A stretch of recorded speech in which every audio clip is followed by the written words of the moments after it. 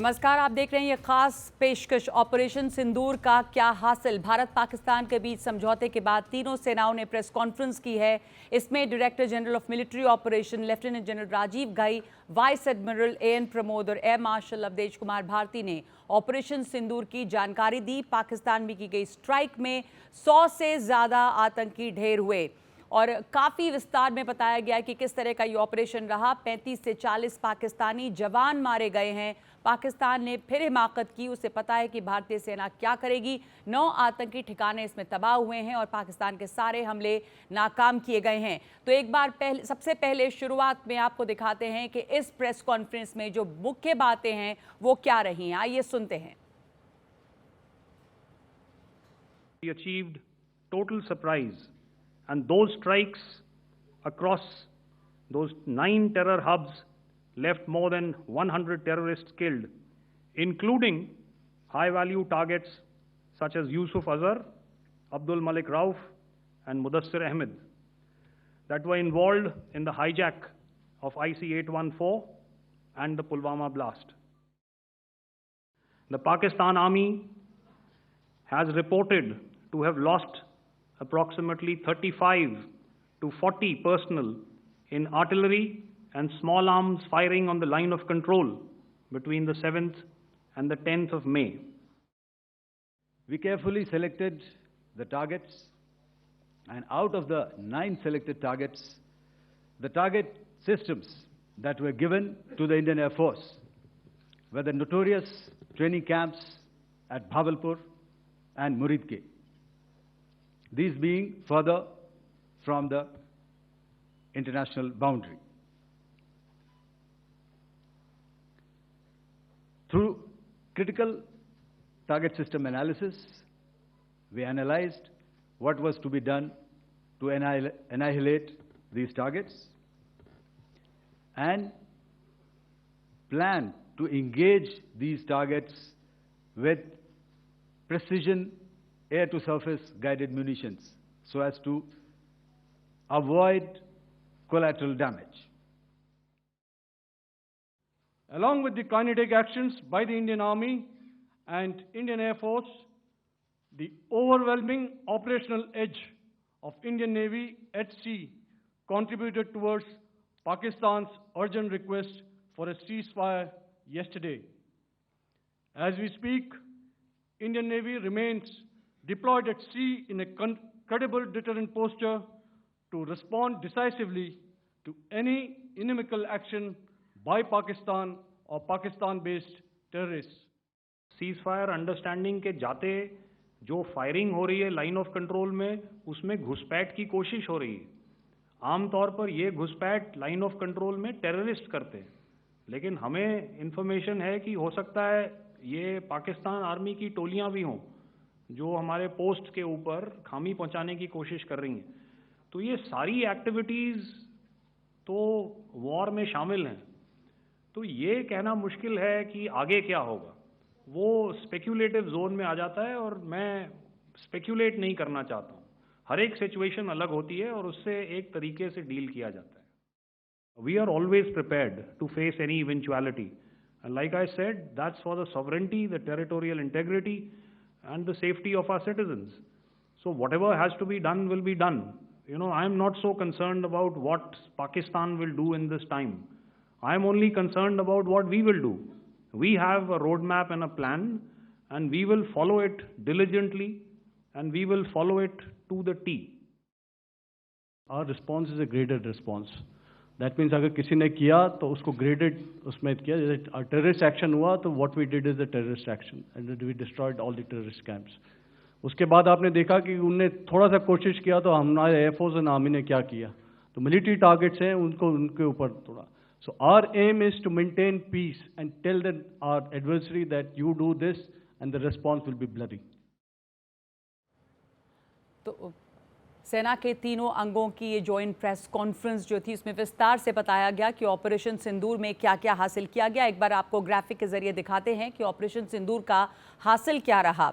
तो ऑपरेशन सिंदूर के जरिए पाकिस्तान और पीओके में 9 आतंकी ठिकाने तबाह हुए। ये लश्कर, जैश और हिजबुल के आतंकी ठिकाने थे। पाकिस्तान में सैकड़ों किलोमीटर अंदर तक स्ट्राइक किया गया। पाकिस्तान के पंजाब प्रांत में भी स्ट्राइक हुई। पाकिस्तान के बहावलपुर में स्ट्राइक किया गया। बहावलपुर में अमेरिका भी ड्रोन भेजने की हिम्मत नहीं कर पाता। पाकिस्तान एयरफोर्स का 20% इंफ्रास्ट्रक्चर तबाह हो गया है। भारत के साथ खड़े हुए दुनिया भर के देश, ये रहा भारत का हासिल इस ऑपरेशन सिंदूर का। इसके साथ साथ ये भी बताया गया है कि भारत का संदेश क्या है ऑपरेशन सिंदूर के जरिए। संदेश साफ है कि आतंकवाद के खिलाफ चुप नहीं रहेंगे।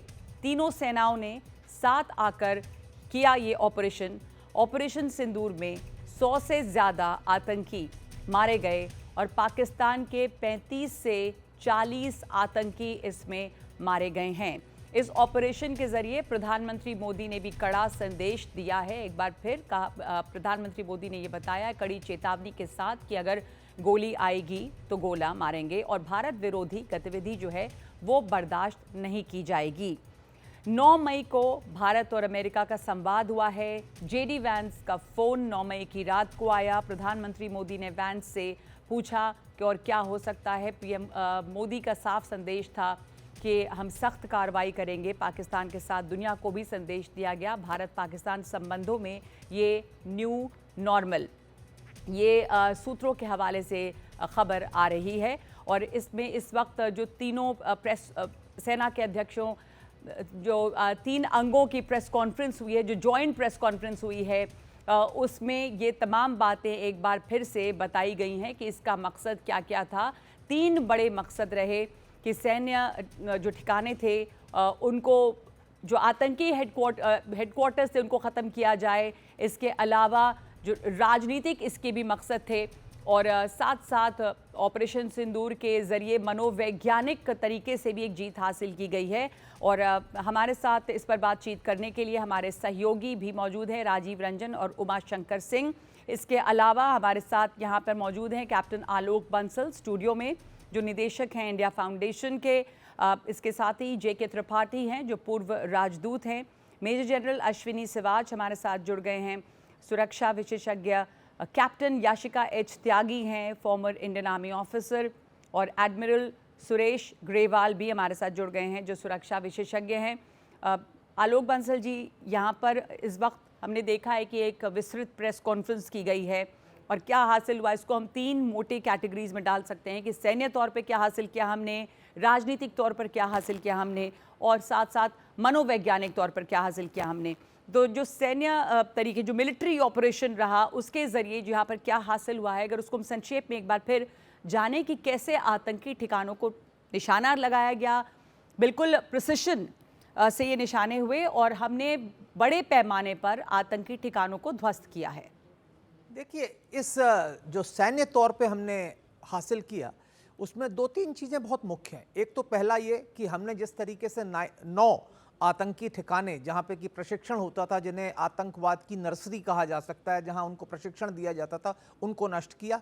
और उसमें बहावलपुर जैसी जगह थी जो करीब 100 किलोमीटर दूर से भी ज़्यादा दूर भारतीय सीमा से थी। और ये सब हमने ऐसे किया कि बिना अंतर्राष्ट्रीय सीमा को क्रॉस किए। तो ये एक बहुत बड़ी क्षमता थी जो इससे पहले हमने नहीं दिखाई। दूसरा, फिर उसके बाद जब हमने हवाई अड्डों पर हमला किया तो आपने देखा सरगोधा में क्या हुआ, सियालकोट में क्या हुआ, नूर जो इनका एयरबेस है जो रावलपिंडी में है उसमें क्या हुआ। और बड़ी संख्या में इनके जो वायुसेना के जो इंफ्रास्ट्रक्चर था उसको ध्वस्त किया गया। और एयर डिफेंस जो इनका सिस्टम था लाहौर का, उसको डिस्ट्रॉय किया गया, कई जगह उसको सैचुरेट किया गया। और तीसरा जो बहुत महत्वपूर्ण उपलब्धि थी वो ये था कि इसमें हमारा जो एयर डिफेंस सिस्टम था, विशेषकर जो देश में स्वदेशी जो आकाश मिसाइल सिस्टम था, उसने बहुत सफलता प्राप्त की और उसने दिखा दिया। क्योंकि पाकिस्तान ने कोशिश की कि वो हमास की तरह जो है इंडियन एयर स्पेस को ड्रोन से सैचुरेट कर दे। उसने बहुत सारे सैकड़ों ड्रोन से एक साथ भेजने की कोशिश की, पर कोई भी अपने ठिकाने पर नहीं पहुंच पाया। और उनको हमारी जो और ज़्यादातर ड्रोन्स को मार गिराया गया। पंजाब प्रांत में भी हमने देखा कि 200 के करीब ड्रोन्स आते रहे, उनको गिराया गया। Major general Ashwini Siwach, militarily सैन्य तौर पे बड़ी उपलब्धि क्या रही है हमारी? देखो, 3-4 बहुत बड़ी उपलब्धि हुई है। एक तो न्यू नॉर्मल हो गया है कि अगर कोई टेररिस्ट एक्शन होगा, it will be considered as an act of वार।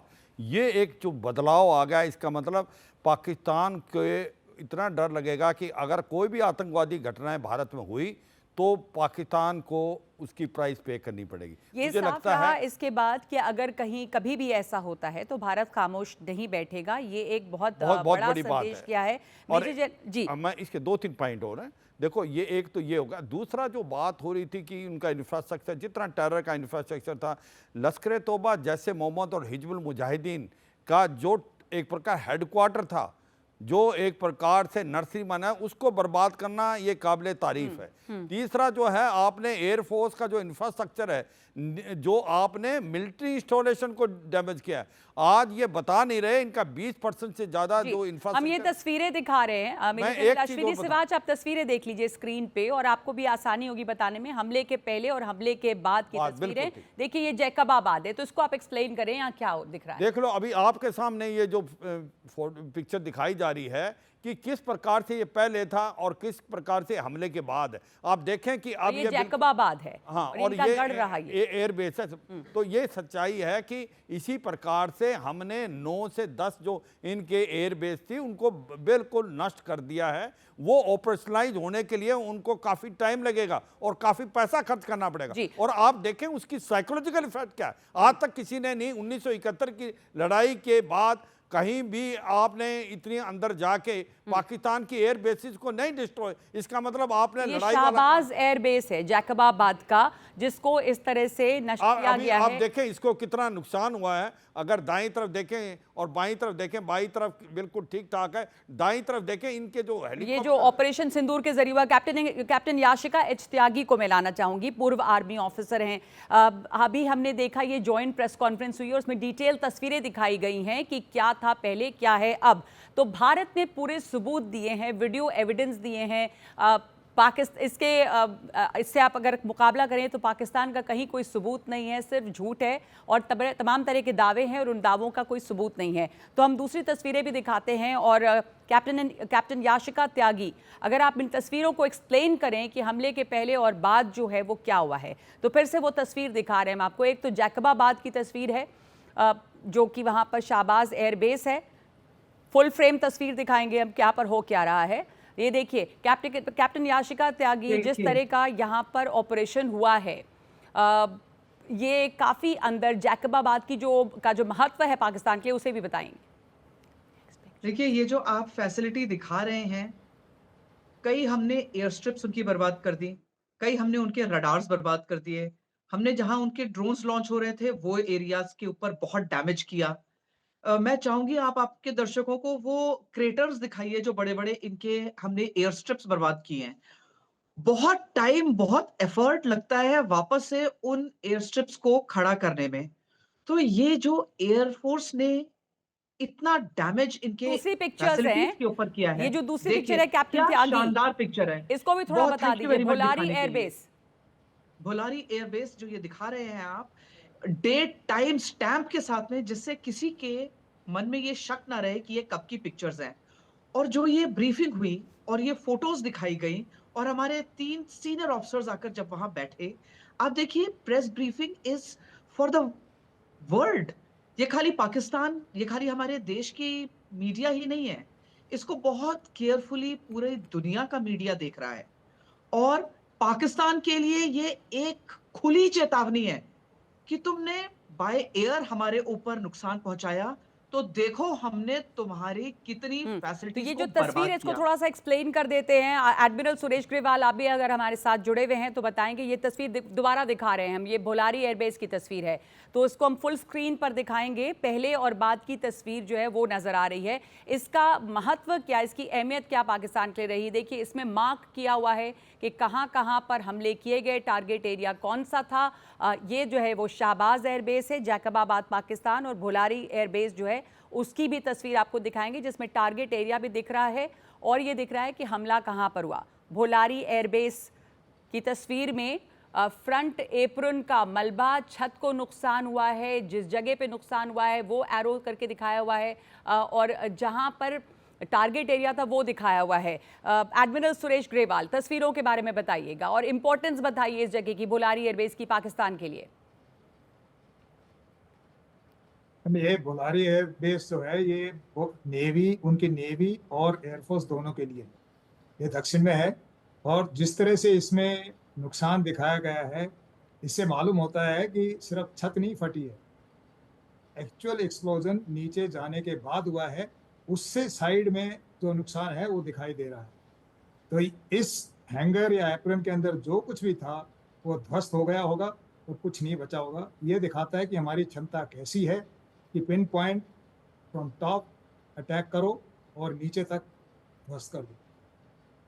इसके अलावा बहावलपुर में जो जैश का ट्रेनिंग कैंप था उसे भी बर्बाद किया गया है, और मुरीदके में जो कैंप्स थे उसे बर्बाद किया गया है। उसकी भी तस्वीरें बल्कि दिखाई हैं। ये जो जॉइंट प्रेस कॉन्फ्रेंस हुआ था उसमें भुलारी एयर बेस और उसके अलावा जो शाहबाज एयर बेस है उसके अलावा बहावलपुर और मुरीदके की भी तस्वीरें दिखाई गई हैं, जहाँ जहाँ जिन 9 ठिकानों पर हमला किया गया है।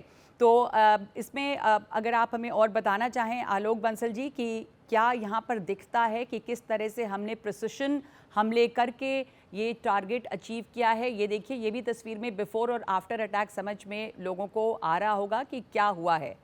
देखिए, जहाँ तक ये सवाल बहावलपुर की तस्वीर, बहावलपुर का है। बहावलपुर जो है जैश-ए मोहम्मद का गढ़ था, और जो पाकिस्तानी मीडिया से आप रिपोर्ट पढ़ें तो उसमें भी आ रहा है कि वहाँ किस तरीके के ब्लास्ट हुए, किस तरीके से लोग घायल हुए और किस तरीके से लोगों में पैनिक फैला।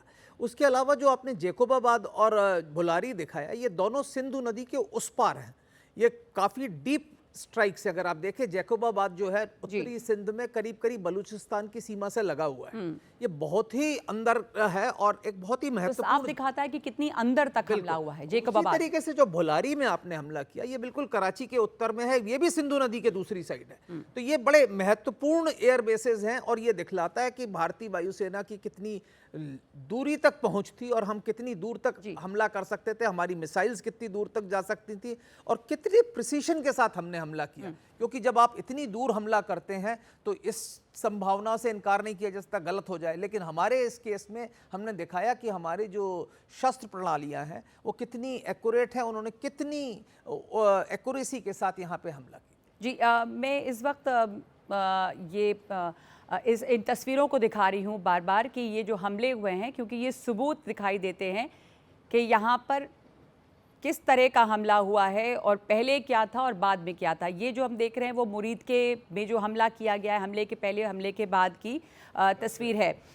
अब मैं वापस आऊँगी कि हमने क्या अचीव किया है, पर जे के त्रिपाठी साहब, इसको दिखाकर भारत ने बहुत क्लियरली ये बताया है सबूत के साथ कि हमने क्या किया। अनलाइक पाकिस्तान, जहाँ पर कहीं कोई सबूत नहीं है, बल्कि उनके मिनिस्टर भी ये कहते हैं कि सोशल मीडिया पर एविडेंस है।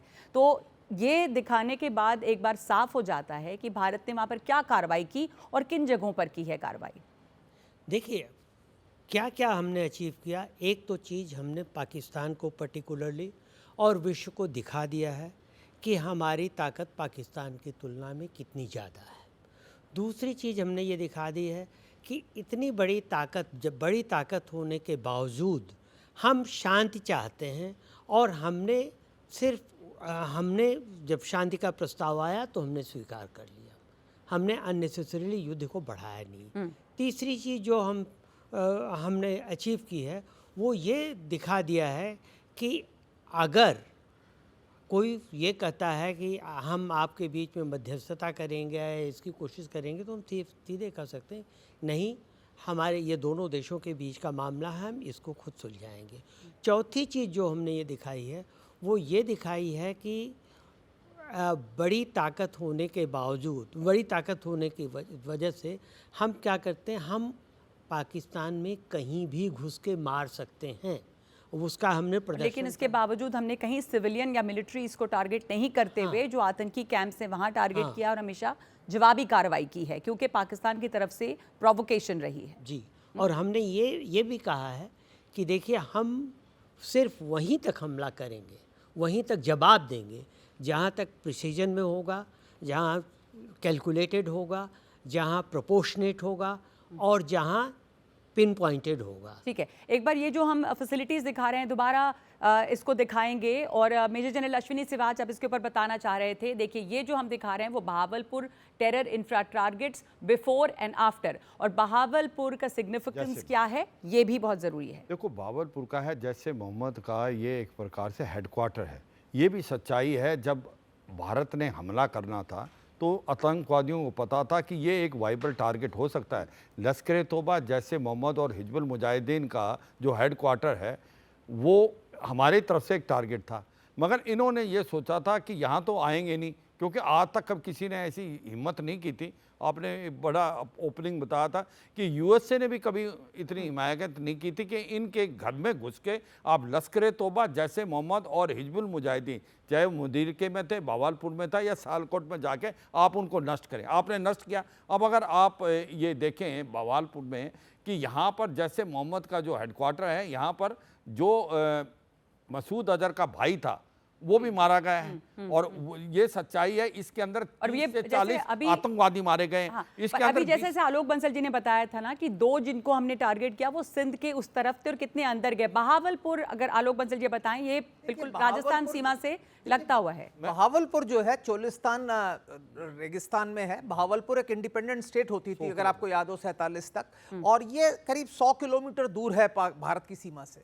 बहावलपुर का एक और महत्व है कि बहावलपुर में एक बहुत बड़ा इलाका, जो बहावलपुर का एयरपोर्ट है उसमें एक्चुअली सऊदी अरेबिया का एक टर्मिनल है, क्योंकि जो सऊदी अरेबिया की जो रूलिंग फैमिली है उसका वहाँ पे पैलेस है, उनकी बहुत बड़ी ज़मीन है। तो बहावलपुर एक महत्वपूर्ण जगह है। लेकिन जो पाकिस्तान के अंदर जो आतंकवादी संगठन है और जो कट्टरपंथी संगठन है उनका एक्चुअली गढ़ है बहावलपुर, और वहाँ पे जैश ए मोहम्मद का तो जैसे बताया कि मुख्यालय है और उस पर हमला हुआ। ये बहुत महत्वपूर्ण बात है, क्योंकि हम दुनिया को ये दिखाना भी चाहते थे कि हम कोई वॉरमोंगरर नहीं है, कि हम युद्ध शुरू करना चाहते हैं, लेकिन हम आतंकवादी संगठनों पर हमला कर रहे हैं जो पाकिस्तान की धरती पर मौजूद हैं। पर या तो पाकिस्तान की सरकार उनके साथ है या उसकी क्षमता के बाहर है उनको हैंडल करना। और ये इस बार फिर देखा कि पाकिस्तान की सरकार कई मायनों में उनके साथ ही कैप्टन याशिका त्यागी और एडमिरल सुरेश ग्रेवाल ये हमले करके पाकिस्तान में जो टेरर का इंफ्रास्ट्रक्चर था उसको किस तरह से कमज़ोर किया है पाकिस्तान ने। कैप्टन याशिका त्यागी।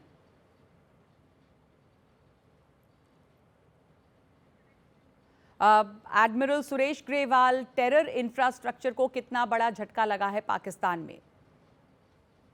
टेरर इंफ्रास्ट्रक्चर को सिर्फ उनकी इंफ्रास्ट्रक्चर को झटका नहीं लगा है, ये उनके जहन में झटका लगा है। हमने वो काम किया है जो वो सोच नहीं सकते थे कभी अपने सपने में भी। और दूसरा, हमने इतनी अंदर जाकर इतना सटीक हमला किया है कि आसपास कोई नुकसान नहीं हुआ। लेकिन देखिए जो उनका लीडर था जैसे उनकी उसका पूरा परिवार खत्म हो गया। और इसने सबसे बड़ा अगर देखो तो पूरी पाकिस्तान के ऊपर, जो पूरे पाकिस्तान के ऊपर इसका असर पड़ा है वो है कि इनके जनाजे में किस तरह से उनकी फौज और उनके वीआईपीज आए हैं। ये दिखाता है कि कैसे पूरा आतंकी संगठन जो पाकिस्तान में है वो किस तरह से उनके सिस्टम में घुल मिल गया है।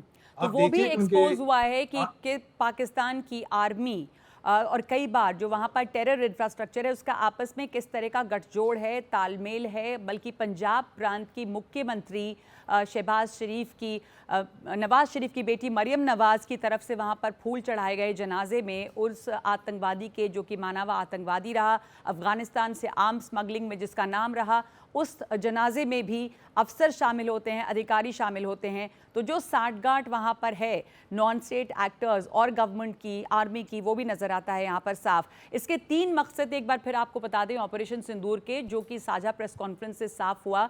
ऑपरेशन सिंदूर के जो 3 मकसद थे उसमें पहला तो सैन्य था, और देखा हमने कि किस तरह से टेरर इंफ्रास्ट्रक्चर को मट्टी में मिलाया गया। दूसरा मकसद जो रहा वो राजनीतिक भी रहा, और तीसरा मकसद जो है वो मनोवैज्ञानिक भी रहा। तो मैं मनोवैज्ञानिक मकसद की भी अगर बात करूं, आलोक बंसल जी, इससे किस तरह का डेंट, साइकोलॉजिकल डेंट, या किस तरह मनोवैज्ञानिक नुकसान पहुंचा, क्या हासिल हुआ साइकोलॉजिकल वॉरफेयर के मामले में? देखिए, पहली चीज़ तो ये है, मनोवैज्ञानिक रूप से पाकिस्तान को पता चल गया कि भारत जो है अब रुकने वाला नहीं है। हम इतने अंदर भी आकर उन पर हमला करेंगे, और अब अगर उन्होंने आतंकवाद की कोई घटना की तो उसका जवाब उनको किस तरीके से मिलेगा। और इसके बाद अब आतंकवादी संगठन भी थोड़े चेत जाएंगे कि उनको अगर इस तरीके से करना है तो उसका क्या परिणाम मिलेगा। जैसे हमने देखा मसूद अजहर रो रहा था कि मुझे भी क्यों नहीं उठा लिया, तो ऐसी स्थिति होगी। साथ ही साथ जो इनकी फौज है, जो आतंकवादी संगठनों को पनाह देती है, उनको शरण देती है, उनको एंकरेज करती है, उसको भी एक झटका मिल गया, क्योंकि जिस टेरर हब्स से जहां से ये लॉन्च करते थे उनको भी हमने डिस्ट्रॉय किया। उसमें से कई ऐसे थे जिनमें कि आईएसआई के ऑफिसर्स जो थे इनके साथ मिलकर इनको ब्रीफिंग्स वगैरह देते थे, उनको भी डिस्ट्रॉय किया है। तो सेना को भी पता चल गया कि भारत का क्या प्रतिक्रिया हो सकती है। जिस तरीके से बॉर्डर एरियाज में इनके इंफ्रास्ट्रक्चर को भी डिस्ट्रॉय किया, जो इन्फिल्ट्रेशन के रूट्स थे वहाँ पे भी हमले हुए। तो उसके बाद अब जो है कि उनके ऊपर एक बहुत बड़ा मनोवैज्ञानिक अभाव पड़ा। साथ साथ एक और चीज़ हमें समझनी चाहिए कि एक मनोवैज्ञानिक रूप से पाकिस्तान को ये भी दिख गया कि उनके साथ दुनिया की कोई भी शक्ति साथ में नहीं थी। ये भी एक बहुत लेकिन चाइना और टर्की से जैसे उनका सपोर्ट मिला और अमेरिका की तरफ से बहुत क्लियर भारत को साथ मिला क्या? नहीं, देखिए, पहली चीज़ तो ये है कि चीन ने इस पूरे युद्ध के दौरान पाकिस्तान के फेवर में कोई स्टेटमेंट नहीं दी। सिर्फ कल एक वक्तव्य आया, वो आधिकारिक तौर पे, लेकिन ये कहा कि सॉवरेंटी उनकी जो है उसका हम साथ देंगे। वो जो कल जो वक्तव्य आया, और कल के वक्तव्य को हमें देखना चाहिए, क्योंकि वांगी ने अजीत डोवल जी से भी बात की और पाकिस्तान में भी इशाक दर से बात की। उन्होंने इशाक दर को कहा कि हम आपकी सॉवरेनिटी को रेस्पेक्ट करते हैं और उसकी टेरिटोरियल इंटीग्रिटी को। और दूसरी तरफ उन्होंने अजीत डोवल जी को कहा कि हमने पहलगाम के आतंक के हमले और हम आतंक की हर घटना का विरोध करते हैं। और वो तो चीन ने करीब करीब एक इक्वी डिस्टेंस मेंटेन किया। तुर्की ने जरूर एक विमान भेजा कुछ सामग्री के साथ, बट उसमें भी एर्दोगान ने बाद में रिट्रैक्ट करने की कोशिश की। लेकिन हाँ, तुर्की और अजरबैजान को आप कह सकते हैं कुछ हद तक उनका जो नजरिया था वो पाकिस्तान के हित में था। अमेरिका ने, हालांकि अजरबैजान का बहुत ज्यादा महत्व यहाँ पर नहीं है, लेकिन टर्की और चीन क्या स्टैंड जो है, अजरबैजान उस लेवल पे स्ट्रेटेजिकली इतनी इंपॉर्टेंट देश भारत के नजर में नहीं, बिल्कुल नहीं है। मैं ये नहीं कह रहा कि तुर्की भी कोई बहुत स्ट्रेटेजिकली बहुत इंपॉर्टेंट नहीं, लेकिन तुर्की के अंदर ड्रोन इंडस्ट्री काफी डेवलप्ड है। अगर आप ये देखें, टर्किश ड्रोन से उड़ रहे थे। रूस और यूक्रेन में जो युद्ध हुआ उसमें यूक्रेन अधिकतर तुर्की के ड्रोन्स प्रयोग कर रहा है, और पाकिस्तान ने भी टर्किश ड्रोन ही ज्यादातर पाकिस्तान ने भी टर्किश ड्रोन्स किए। और ये टर्किश ड्रोन्स काफी हद में इन्होंने इस युद्ध से पहले भी ले रखे थे।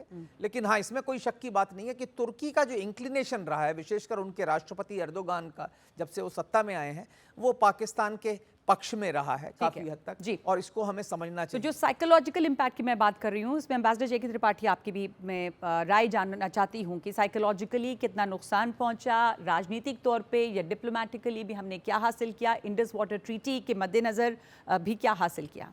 देखिए, साइकोलॉजिकली नुकसान जो पहुंचा है पाकिस्तान को, बंसल जी ने तो नुकसान गिना दिए, एक दो मैं और गिनाना चाहता हूं।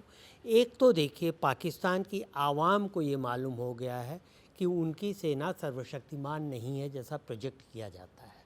सेना के खिलाफ आवाम पहले भी हो रहा था, इससे सेना कमज़ोर होगी आवाम के दिमाग में, और आवाम को, उनकी जनता को ये लगेगा कि सेना का दखल day to day civil administration में कम से कम होना चाहिए। एक तो चीज़ ये है। दूसरी चीज़ ये है कि मनोवैज्ञानिक रूप से पाकिस्तान को ये भी पता लग गया कि उनके साथ सिर्फ उनके एक दोस्त चीन के अलावा कोई नहीं खड़ा है, और चीन भी जब ये सब हुआ तब चीन पाकिस्तान के साथ आया, अन्यथा चीन यही कहता रह गया कि हमने कि ये युद्ध बंद हो, दोनों पक्ष शांति के साथ बैठ कर के बातचीत करें। तीसरी चीज़ ये है कि आवाम को भी ये पता लग गया कि जिनके बारे में, जैसे उनके डिफेंस मिनिस्टर कह रहे थे कि यहाँ आतंकवाद को बढ़ावा देने का डर्टी काम हमने अमेरिका के लिए किया 30 साल पहले, लेकिन अब दुनिया को भी, वहाँ के लोगों को भी जाहिर हो गया कि नहीं, अभी भी आतंकवादी वहाँ हैं। इमरान खान ने जो कहा था कि 27,000 से ज़्यादा आतंकवादी हैं अभी, वो भी सही था। और दुनिया ने देख भी लिया कि उसामा बिन लादेन से ले करके और अजहर मसूद, सलाहुद्दीन, ये हाफिज़ सईद, ये लोग अभी भी हैं। और अजहर मसूद का जो भाई मारा गया जी, उसके जनाजे में प्रेसिडेंट की और जनरल की ओर से रीत लगाई गई, पुष्पांजलि भेंट की गई। तो इसका मतलब साफ है कि आतंकवादी हैं और आतंकवादियों के साथ पाकिस्तान की सेना खड़ी है। इंडस वाटर ट्रीटी को भी जिस तरह अबेंस में रखा गया, तो ऑपरेशन सिंदूर से इस लिहाज से हमने क्या हमारी अचीवमेंट रही है? देखिए, जो इंडस वाटर ट्रीटी है, मेरा व्यक्तिगत रूप से ये मानना है कि इंडस वाटर ट्रीटी को अबेंस में रखकर हमने जो नुकसान और जो मनोवैज्ञानिक दबाव पाकिस्तान पर बनाया है वो इस पूरे युद्ध से कहीं ज़्यादा है। क्योंकि हमें समझना चाहिए कि पाकिस्तान की करीब 39% जनता जो है सीधे या प्रत्यक्ष या परोक्ष रूप से कृषि के ऊपर निर्भर है और करीब 19% उनकी जीडीपी जो है कृषि से आती है। और इंडस वाटर ट्रीट जो है, जो सिंधु नदी का पानी है, वो उनके लिए बहुत ही महत्वपूर्ण है। अगर आपको याद हो, ये ऑपरेशन सिंदूर से पहले सिंध में जो लोग थे, सिंधी राष्ट्रवादी पार्टियां थी, वो हाईवे ब्लॉक करके बैठी हुई थी क्योंकि चोलिस्तान रेगिस्तान में ये जनरल असीम मुनीर जो है नहरें बनवाना चाहते थे, जो उनको लगता था कि हमारा पानी छीन रही है। तो पाकिस्तान के अंदर प्रांतों के बीच में सिंधु के पानी को लेके वैसे ही तनातनी है और ऐसे समय में जब हम अगर पानी को कम और ज़्यादा करते रहें तो ये इनके लिए बहुत खतरनाक चीज़ है। मैं यहाँ ये बता दूं जी कि हमारे पास स्टोरेज की उतनी कैपेसिटी नहीं है कि हम उसको पानी को रोक दें जैसा कुछ लोग सोचते हैं। लेकिन क्या है कि हमारे यहाँ रन ऑफ द रिवर जो प्रोजेक्ट्स हैं उसमें पॉन्डेज होता है जिसमें पानी स्टोर किया जाता है, तो वी हैव पॉन्डेज। और अभी तक क्या है, हम उनके साथ डेटा शेयर करते थे कि कितना पानी आ रहा है, कितना जा रहा है, कितना है। अब क्या है, अभी तक जो था कि 50% से लेके 130% तक डेली आपका आउटेज होता था। जैसे अगर आपको एक अमाउंट मिल रहा है तो उसमें से आधे से लेके 130% तक आप रिलीज करते थे डेली, और हफ्ते के अंदर पूरा का पूरा जाता था। लेकिन अब क्या है, आप चाहें तो उसको 2-4 दिन रोक दें और फिर एकदम छोड़ दें, और फिर क्या है कि ये डेटा आप उनको नहीं दें, बाध्य नहीं है शेयर करने के लिए हाँ, कोई डेटा। और उसके कारण क्या है कि कृषि के जो बोने का है, क्योंकि अभी सीजन आ रहा है खरीफ का, और वो जो है उनकी जो कृषि है वो काफी हद तक प्रभावित हो जाएगी और उससे जो है उनकी अर्थव्यवस्था पूरी तरह से चरमरा। आप इसमें कुछ जोड़ना चाह रहे हैं? बिल्कुल बिल्कुल, देखो बुलाया है तो इस्तेमाल करें ना आप एक्सपीरियंस का। देखो इंडस वाटर ट्रीटी का जो पॉइंट है वो ध्यान रखना है। हमने इसको हेल्ड इन अबेंस करके कह दिया कि दोबारा इस ट्रीटी को इस रूप में नहीं लेंगे, इसको रीनेगोशिएट। 1960 में जब ये ट्रीटी हुई थी, ये जो ट्रीटी है ये फेवर करती है पाकिस्तान को। जो आपकी 6 नदी हैं, जो ईस्टर्न नदी हैं, उसका आप 100% वाटर यूज़ कर सकते हो, मगर आप अभी भी 20 से 30% पानी पाकिस्तान में जा रहा है। जो वेस्टर्न नदियां हैं, जो झेलम है, चनाब है और ब्यास है, झेलम इंडस, ये 3 नदियां जो हैं इनका 20% वाटर हम इस्तेमाल कर सकते हैं रन ऑफ द रिवर। इसका हम 5% ही कर रहे थे। तो ये सच्चाई है कि इसको हमें दोबारा रीनेगोशिएट करके करना। और दूसरे की एक बड़ी अचीवमेंट ये रही कि इंडस वाटर ट्रीटी को हमने सीधे सीधे आतंकवाद से जोड़ा। इसमें बड़ी एक और चीज है। कैप्टन याशिका त्यागी जुड़ गई हैं, वो इस वक्त डिस्कनेक्ट हो गई थी। कैप्टन याशिका त्यागी, हम बात कर रहे हैं कि ऑपरेशन सिंदूर के जो 3 मकसद थे बड़े, उनमें हमने क्या क्या अचीव किया, और मैं आपकी राय जानना चाहूंगी। सैन्य तौर पर हम जान रहे हैं कि किस तरह से टेरर कैंप्स को बर्बाद किया गया है, ध्वस्त किया गया है, पॉलिटिकली भी, और इसके साथ साथ मनोवैज्ञानिक तौर पर क्या अचीवमेंट रही भारत की? आपने जो ये सवाल पूछा, इसके ऊपर अभी बहुत एस्टीम्ड पैनल ने बहुत सारी चीजें बोली। मैं अगर आपको इसके और थोड़ा सा और आगे लेके जाऊं कि इसके क्या टेकअवेज रहे। देखिए, बहुत क्लियरली सबके सामने ये जाहिर हुआ कि हमारी सर्वेलेंस डोमिनेंस है, डिजिटल डोमिनेंस है, हमारी जो एयर डिफेंस की डोमिनेंस है। पाकिस्तान के सामने जब हमारी मिसाइल्स गई तो उनके परखच्चे उड़ गए।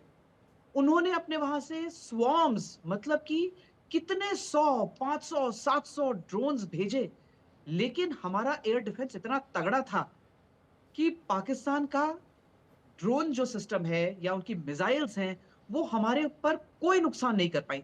तो ये एक बहुत सुपीरियरिटी। दूसरी चीज, मैरिटाइम डोमिनेंस। आप देखिए, कराची पोर्ट के आगे जो हमारी सबमरीन्स, हमारे फ्रिगेट्स, हमारे वॉरशिप्स, हमारे एयरक्राफ्ट कैरियर्स लगे हुए हैं, मतलब इतना दिल दहला देने वाला सीन होगा वो। और एक चीज जो बहुत इंपॉर्टेंट है वो है आत्मनिर्भर भारत को जिस तरीके से हाईलाइट हुआ है इस समय कि जितनी शाबाशी दें उतनी कम है। और एक चीज, क्योंकि मैं महिला अफसर हूं और मैं कारगिल की लड़ाई में हिस्सा ली हुई महिला अफसर हूं, तो मैं आज जब देख रही थी कि वो 2 लेडी ऑफिसर्स खड़े होकर ब्रीफिंग जब दे रही हैं, तो आप मान के चलिए मैडम कि वो खाली 2 रिप्रेजेंटेटिव हैं उस समय वहां पे। बिल्कुल। जितने रफेल्स हमारे तैनात हो रखे हैं, जितने फाइटर एयरक्राफ्ट्स हो रखे हैं, जितने हमारी वॉरशिप्स हैं, जितने इंडियन आर्मी के इंस्टॉलेशंस हैं, चाहे वो आर्टिलरी के ब्रह्मोस हो, पिनाका हो, शिल्कास हो, सब जगह लेडी ऑफिसर्स तैनात हैं। तो दिखने में खाली 2 लेडी ऑफिसर उधर दिख रही हैं, लेकिन ऑन ग्राउंड हर जगह लेडी ऑफिसर्स हैं। जी। तो ये जिसके मन में भी ये शक आज तक था कि लेडी ऑफिसर्स कॉम्बैट में परफॉर्म कर सकती हैं कि नहीं, आज ये सारे दावे हम्म सिद्ध हो गए बहुत कि जी, लेडी आपने ऑफिसर्स सही इस कहा, एक जमाने बहुत के बड़ा कॉम्बैट संदेश में जो है इलेक्ट्रॉनिक वॉरफेयर के लिए फिट है। जी जी, एक बहुत बड़ा संदेश ये भी जाता है इससे। एक सेकंड, त्रिपाठी सर कुछ कहना चाह रहे हैं इसके ऊपर। कहना चाहता हूँ कि देखिए, एक तो मनोवैज्ञानिक प्रभाव वाली बात जो है, ये माना गया तथ्य है कि एक कमज़ोर आदमी और उसी तरह से एक कमज़ोर राष्ट्र के ऊपर युद्ध से ज़्यादा युद्ध का खौफ भारी पड़ता है। आपने देखा कि पिछले 8-10 दिन में पाकिस्तान में कितना बड़ा खौफ था कि आज हमला हो जाएगा, 20 घंटे में हो जाएगा, 36 घंटे में हो जाएगा। 3-4 दिन में ये सारा ख़त्म हो गया। तो पाकिस्तान अब काफ़ी दिन तक इस खौफ में रहेगा कि कहीं हिंदुस्तान, कहीं भारत कुछ कर न दे। दूसरी चीज़ जो मैं कहना चाहूँगा सिंधु जल संधि के बारे में, जैसा कि बंसल साहब ने कहा, हमारे पास हालांकि इतना वेर विदल नहीं है कि हम बात बना सकें, लेकिन चूंकि हम डेटा शेयर नहीं करेंगे तो भी एक सस्पेंस पाकिस्तान के लिए बना रहेगा कि पता नहीं इंडिया कब पानी छोड़े, कब रोके। और एक चीज़ जो हम और सक्सेसफुली कर सकते हैं कि फ्लडिंग जो आता है, फ्लडिंग या डिसिल्टिंग जिसको कहते हैं जी, उसके लिए हमें अगस्त-सितंबर का टाइम मिलता है। ये बहुत साफ है कि अभी ये अबेयंस में रखी गई है इंडस वाटर और ट्रीटी, रीनेगोशिएट होगी, और अभी जो सीज फायर है जी। उससे इसका कोई लेना देना नहीं है इंडस वाटर ट्रीटी। अगर हम ये तो अबेयंस में रहेगी अभी। नहीं, अभी नहीं है। इसका यही फायदा है कि अब इसको हमने अलग कर दिया है, बिल्कुल। इसको हम रीनेगोशिएट करेंगे। और अपने जैसा हम पहले भी कह रहे एक चीज आपको देखना है, एयर डिफेंस सिस्टम जो था, जी, मैं वापस आऊंगी इसके ऊपर। एक छोटा सा ब्रेक लेना है इसी पॉइंट पे, उसके बाद वापस लौटेंगे इसके ऊपर और भी तस्वीरें दिखाएंगे कुछ जगहों की जो कि भारत के प्रिसिशन स्ट्राइक से, जहां पर आतंक कैंप्स थे और जो एयर बेसिस थे जहां पर स्ट्राइक्स की गई हैं, जवाबी हमले जहां पर किए गए हैं।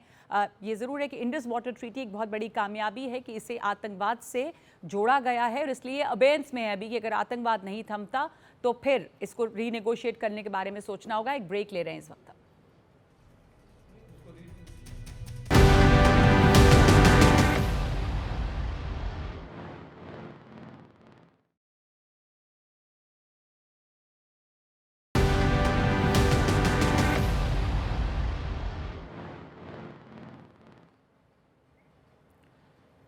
तो एक साझा ब्रीफिंग हुई है सेना के तीनों अंगों की, और उसके बाद ऑपरेशन सिंदूर से क्या क्या हासिल रहा है वो साफ तौर पर बताया गया है कि किस तरह भारत ने सैन्य तौर पर वहां पर आतंकी ठिकानों को नष्ट किया। इसके अलावा जो हमारी कूटनीतिक उपलब्धियां रही हैं, मनोवैज्ञानिक उपलब्धियां रही हैं, इसके बारे में हम लगातार चर्चा भी कर रहे हैं। यहाँ पर हमारे साथ मेहमान भी जुड़े हुए हैं जिनसे हम इस बारे में बातचीत कर रहे हैं। आलोक बंसल जी, आप बता रहे थे कि एक तो इंडस वाटर ट्रीटी की हम बात कर रहे थे, किसे हमने अभी अबेयंस में रखा है और कैसे कामयाबी रही कि इसे हमने आतंकवाद के साथ जोड़ा है।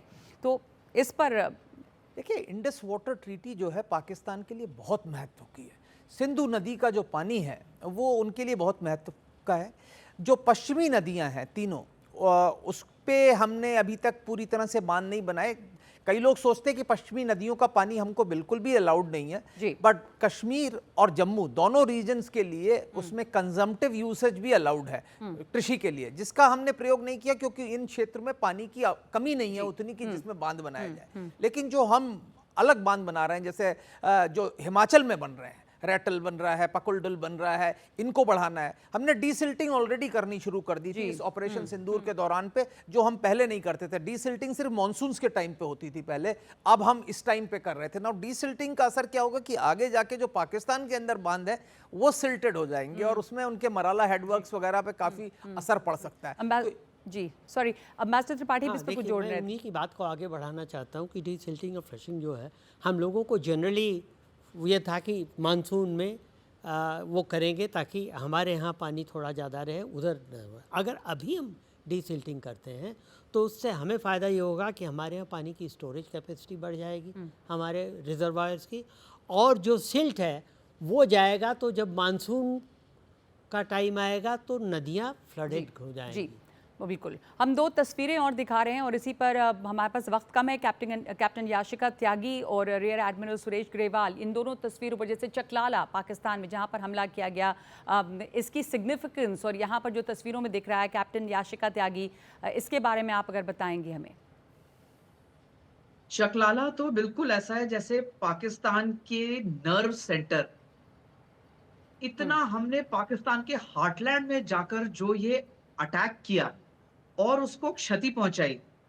मतलब आप ये देखिए कि पाकिस्तान ने कभी सोचा नहीं था कि इंडिया उनके न्यूक्लियर जहां फैसिलिटीज या जहां उनके एकदम लॉजिस्टिक बेसिस हैं और जहां से वो दुनिया को ये दिखाता है कि देखिए हम कितने खतरनाक हैं। इंडिया ने वहां जाकर 5 मिनट के अंदर ध्वस्त करके आ गए और मैसेज भी दे दिया कि ये सिर्फ एक ग्रेडेड रिस्पॉन्स है। आपने एयरफोर्स से अटैक किया तो ये लीजिए एयरफोर्स का अटैक। अभी तो हमारी आर्मी और नेवी तो अंदर आई ही नहीं है। और एक चीज मैं बहुत बताना चाहूंगी, जब आप फोटोज दिखाते हैं तो शायद लेमैन को ये लग सकता है कि ये तो ऊपर से बहुत छोटा सा नुकसान हुआ है, तो इतनी क्यों इसके बारे में बात की जा रही है। लेकिन ऊपर से दिखने वाला जो ये प्रिसिशन अटैक है, ये एकदम लेजर गाइडेड बॉम्ब्स हैं। ये एकदम हमारे इतने एडवांस टेक्नोलॉजी, इतनी हाईटेक टेक्नोलॉजी है कि जिधर हम 1 मीटर के एरिया के अंदर गिराना चाहते हैं, वहीं जाकर ये बॉम्ब गिर रहा है और अंदर जाकर ये जब फटता है और ये पूरा नुकसान करता है, तो ऊपर से देखने वाले को लग सकता है शायद कि ये छोटा है, लेकिन घाव इतना गंभीर है ये कि बहुत सारी इनकी जो इक्विपमेंट्स हैं, तो ज़्यादातर फैसिलिटीज वो तबाह हुई है। हाँ, इक्विपमेंट तबाह हुई है और ज़्यादातर जो है वो नर्व सेंटर्स हैं, जैसे जैकोबाबाद है, जैसे हमने अभी और हमने इन चकलाला एक चीज की और बात बोलना की। चाहूंगी, सॉरी मैं आपको बट इन कर रही हूँ। जी बोलिए। सिर्फ पाकिस्तान